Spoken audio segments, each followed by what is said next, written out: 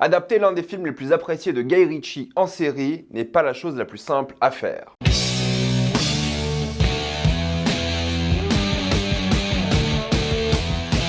The Gentleman. Comme d'habitude, jusqu'à la minute indiquée dans le titre de la vidéo, il n'y aura pas de spoilers, quand vous êtes tranquille, après on va tout spoiler. The Gentleman est l'histoire d'un homme qui apprend le décès de son père et il doit se rendre à son manoir familial afin de l'enterrer et récupérer son héritage. C'est là qu'il se rend compte que son héritage contient le titre de duc, son manoir et une ferme de cannabis. The Gentleman est la nouvelle série Netflix qui est sortie cette semaine. C'est une série donc adaptée du film de Guy Ritchie, The Gentleman, qui est l'un des films les plus appréciés, j'ai l'impression, de Guy Ritchie. Guy Ritchie fait plein de films d'une qualité variable. Tu vois qu'il prend des tafs juste pour l'argent, d'autres un peu pour la passion et tout. Mais The Gentleman, c'était l'un des films qui a un peu réconcilié les premiers fans de Guy Ritchie dans ce délire de films britanniques avec des criminels un peu stylés. Et je pense vraiment que pour beaucoup d'entre vous, The Gentleman est probablement votre film préféré de Guy Ritchie. Et je peux comprendre, il y a tout ce qui faisait un peu son style classique, genre Snatch, ou son premier film, j'ai oublié le titre en français. Il est connu pour ça, donc le faire en série, ça peut être intéressant, mais aussi son style quand même. En série, surtout là une série qui dure un peu moins de 8 heures, ça peut être assez pénible à regarder quoi. Son style il est bien à petite dose entre guillemets. Genre un film tous les 2 ans ou 1 an, pourquoi pas. Mais là, 8 heures de série en mode Guy Ritchie, ça peut faire un peu flipper. Est-ce qu'il faut voir le film avant de voir la série? Absolument pas. Est-ce que la série est dans le même univers que le film?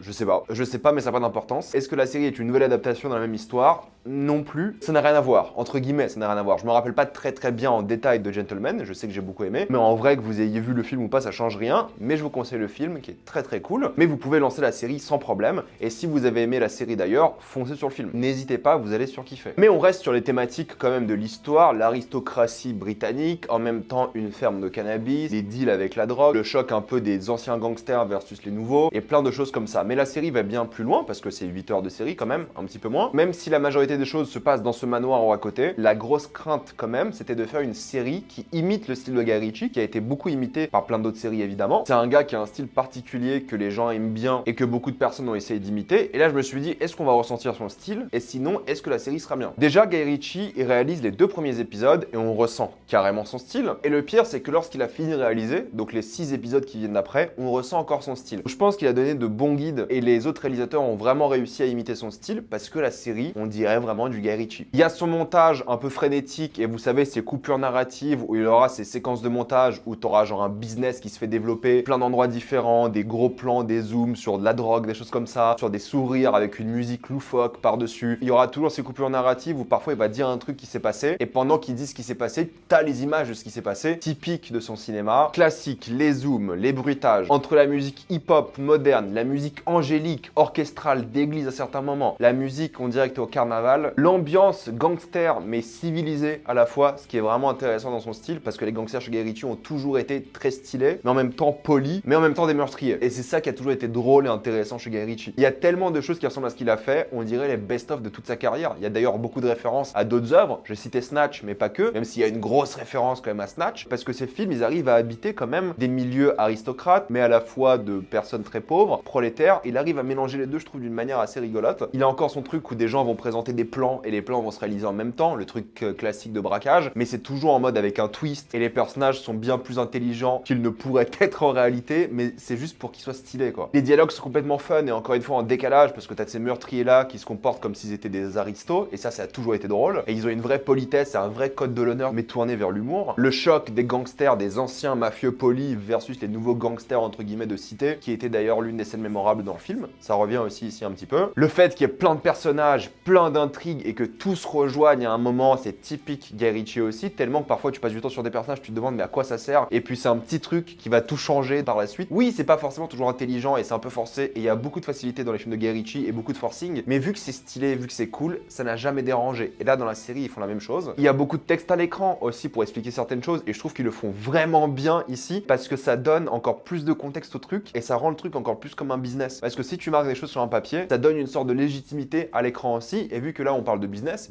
certes illégal, ça lui donne une certaine légitimité qui est assez drôle à voir. En plus de ça, il sacrifie beaucoup de la cohérence scénaristique, des facilités scénaristiques, des choses qui pourraient gêner le spectateur qui regarde vraiment trop pour le scénario entre guillemets, pour le style. Et ça, moi j'adore. Si tu sacrifies un peu le scénario pour des choses stylées et que c'est vraiment stylé, moi j'accepte. Mais si tout ce que je vous ai décrit là, vous aimez pas, si vous aimez pas Guy Ritchie, ça ne sert à rien de regarder cette série. Par contre, je vais quand même préciser que son style est imité, mais à moindre mesure. Parce que ce qui était intelligent, c'est qu'ils savent que c'est une série et ils savent que son style, pendant 8 heures, c'est beaucoup. Donc c'est beaucoup moins présent. Il y a quelques séquences dans chaque épisode où tu auras ce style de Guy Ritchie qui revient beaucoup, mais t'as jamais une grande séquence ou d'action ou une séquence qui a coûté cher, t'as l'impression. C'est important de noter parce que c'est pas une série d'action, c'est une série de dialogue avant tout. Je crois qu'il y a aucune fusillade dans la série, si je dis pas de bêtises, il y a aucune scène d'action, aucune course-poursuite. Ça reste vraiment basé sur les dialogues. Mais vu que c'est à moindre mesure, ce fameux style, c'est bien plus digeste. La série se pose un petit peu, elle est pas toujours dans l'excès comme ces films, ça se pose et c'est réussi pour le coup. Il y a un vrai travail de photographie qui est vraiment sympa. En fonction des décors, l'éclairage sera complètement différent et ça donne une ambiance complètement différente aussi. Parce que c'est ça qui est important chez ces films, c'est l'ambiance. Ils vont bien travailler la composition des cadres, surtout dans le manoir où c'est un truc d'aristocrate et c'est magnifique. Et ensuite, ils vont dans leur ferme de weed et c'est stylisé d'une manière complètement différente. C'est filmé en scope, donc sur votre télé, vous allez avoir les bandes noires et en bas. Sur votre téléphone, maintenant, j'imagine, si vous avez un téléphone récent, il n'y aura pas les bandes noires. Mais ça donne un côté cinématographique au truc. Et l'image rend plutôt bien. Il y a un vrai travail qui a été fait en mise en scène, en photo. L'ambiance est réussie, c'est drôle, dramatique à la fois et encore une fois stylé. Et c'est le but. Même si encore une fois, c'est pas du tout une série d'action, je précise. Les personnages, on en parlera surtout un petit peu en spoiler, ils ont tous une bonne alchimie. Tu vois qu'ils s'éclatent, tu vois qu'ils se sont amusés à faire la série. Il y en a qui sont détestables, il y en a qui sont badass, il y en a qui sont charmants, il y en a qui sont drôles. Ils ont tous un peu de personnalité. Et ça a toujours été un peu la force de ces films, c'est de donner un tout petit peu de personnalité ou alors un trait excessif à un personnage pour le rendre mémorable et attachant.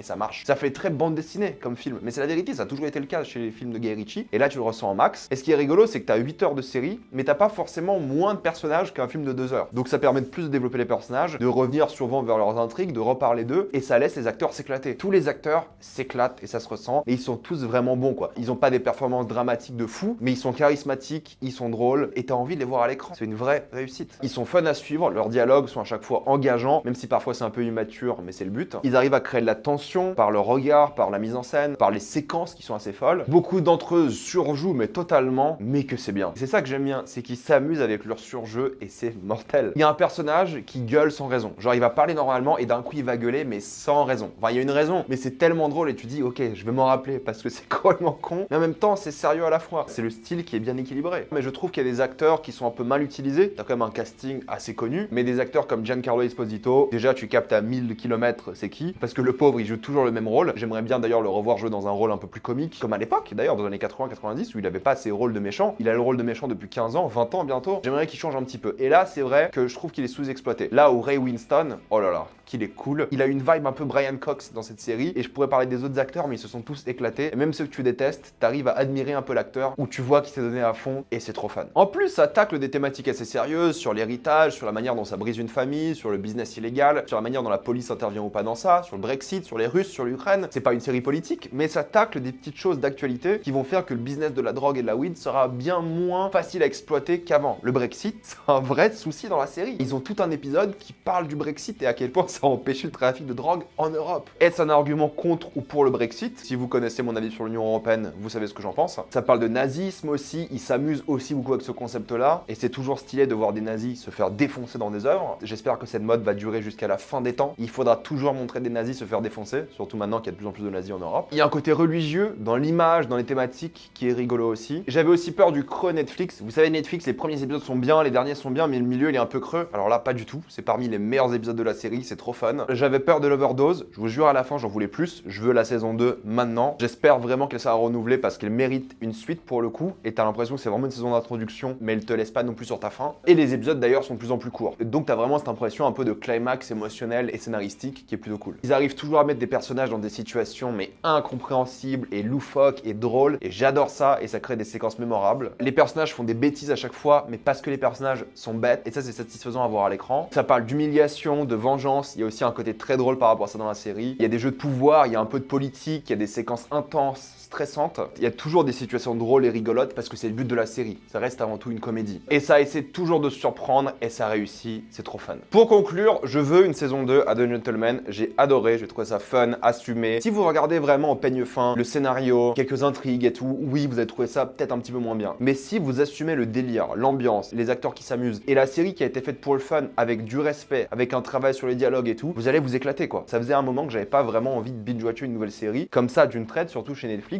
Et là, c'est réussi. Donc si vous adorez Guy Ritchie, vous allez adorer cette série. Et ma seule grosse critique, c'est que, mis à part les petits défauts à droite à gauche, c'est que j'ai l'impression qu'ils sont pas allés aussi loin. Ils auraient dû aller un peu plus loin. Il manquait peut-être d'un money shot ou un truc comme ça. Il manquait peut-être d'une séquence séquences vraiment qui vendent le truc. Et j'espère que dans la saison 2, ils vont un peu élever leur standard. Et je vois bien cette série avoir 2-3 saisons, quoi. Pas plus, parce qu'après on va tomber dans la répétition et tout, mais franchement, 3 saisons de Gentleman, moi je signe. Ça sera quand même curieux de voir après un film de Guy Ritchie, voir si le fait d'avoir tapé 8 heures de Gentleman ne va pas gâcher son prochain film. Bref, on en parlera. Franchement, si vous aimez son style, foncez. Et si vous connaissez pas Guy Ritchie et vous aimez cette série, regardez ses films. Surtout les films de crime britannique, mais regardez-les, quoi. Maintenant, on va passer en spoiler. J'ai pas grand chose à dire en spoiler parce que la série te dit quasiment tout à haute voix et t'es pas là pour le développement de personnages, t'es pas là pour le drame, t'es là pour les séquences rigolotes et je vais pas non plus vous citer les séquences rigolotes, ça n'a pas d'intérêt, vous les avez vues. Mais j'adore la manière dont Theo James, son personnage, y croit de plus en plus et il prend un plaisir assez fou à devenir ce baron aristocrate, le duc de la drogue. Et c'est trop drôle à suivre parce que oui, tu peux te dire mais comment ça se fait qu'un riche soldat va devenir un baron? Il kiffe ça. Et en plus, il y a une tension un petit peu sexuelle, amoureuse avec le personnage de Kaya Scodelario et tu te dis est-ce qu'ils vont tenter un truc ou pas? Et le fait qu'ils se trahissent et qu'au final le business reste plus important que n'importe quelle histoire potentielle d'amour ou pas ou de cul, c'est exactement ce que tu veux dans la série, quoi. C'est justement des trahisons, des gens qui se poignardent dans le dos, qui se mentent et tout, qui se manipulent, tout ça pour le business. Et tout ça pour que eux gardent leur pouvoir ou qu'ils accèdent au pouvoir. C'est ce qu'ils disent dans la série à un moment. Quand t'as compris que tout est question de pouvoir, t'es accro au truc. C'est pour ça qu'à la fin, ils éliminent tous les possibles ennemis. Et c'est pour ça que la saison 2, t'as envie de voir la suite. Qui seront les prochains ennemis? Qu'est-ce qu'ils vont faire par la suite? Comment ça va se développer? Ils vont développer un empire de la drogue. Et c'est bien qu'ils aient choisi le cannabis, parce que s'ils avaient choisi, bah, je sais pas, des trucs un peu plus hardcore, tu te serais peut-être moins attaché au personnage. Ils en parlent d'ailleurs, hein, le fait que ce soit légal dans certains pays fait du mal à leur business. Mais la fin est super satisfaisante. Justement, éliminer tous ces gens-là, c'est du pur Guy Ritchie à la fin, quoi. Mais j'ai vraiment kiffé tous les personnages. Ils ont réussi à trouver un peu de cœur au meilleur footballeur devenu acteur, Vinnie Jones. Même s'il a pas le droit à des incroyables